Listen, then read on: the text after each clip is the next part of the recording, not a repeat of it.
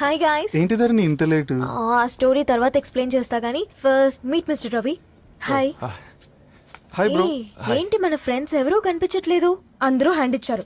సాక్షి సంతకం పెట్టాల్సిన సందీప్ గడు కూడా. నువ్వు తన్ని సాక్షి సంతకం పెట్టడానికే తీసుకొచ్చినట్టున్నావు. Please come bro.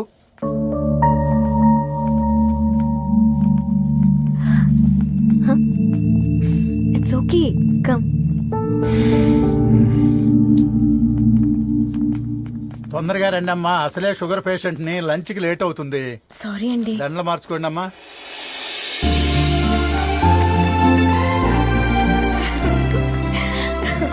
Congrats guys. Thank you. ఆ పేపర్ మీద సంతకాలు పెట్టండి అమ్మా.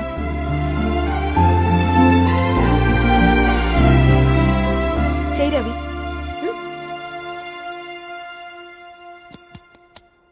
ఏమైంది రవి?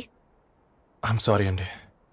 అమ్మాయి కోసం అమ్మానాలు లేని పెళ్ళి, ముఖపరిచయం కూడా లేని నేను సాక్షి సంతకం నాకెందుకు నచ్చట్లేదండి. తప్పుగా అనుకోదు బ్రదర్. పెళ్ళంటే ఇలా దండలు సంతకాలు కాదు, కుటుంబాలు, జ్ఞాపకాలు. అవి గుర్తుపెట్టుకునేలా ఉండాలి కానీ మర్చిపోయేలా కాదు. మాకు అలాగే ఉంది, కానీ ఇంట్లో ఒప్పుకోకపోతే ఏం చేస్తాం? తను ఒప్పించడానికి 4 ఏళ్ళు పట్టిందని విన్నాను మీకు. మరి మీ ఇంట్లో వాళ్ళని ఒప్పించడానికి ఎన్ని ఏళ్ళు ట్రై చేశారండి?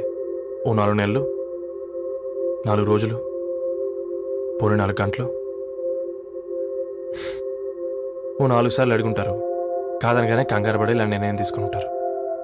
మనకు చిన్నప్పటి నుంచి నచ్చినవన్నీ ఇచ్చిన అమ్మానాళ్ళు నచ్చిన వాళ్ళని కూడా ఇస్తారండి. కాకపోతే ఓపికగా నచ్చేలా చెప్పాలంతే. ఓకే అండి, మీకు పెద్దగా ఓపిక లేనట్టుంది. ధరణి గారు మీ నిర్ణయానికి విలువిస్తున్నారు, నేను ధరణి గారికి విలువిస్తాను. వద్దు రవి.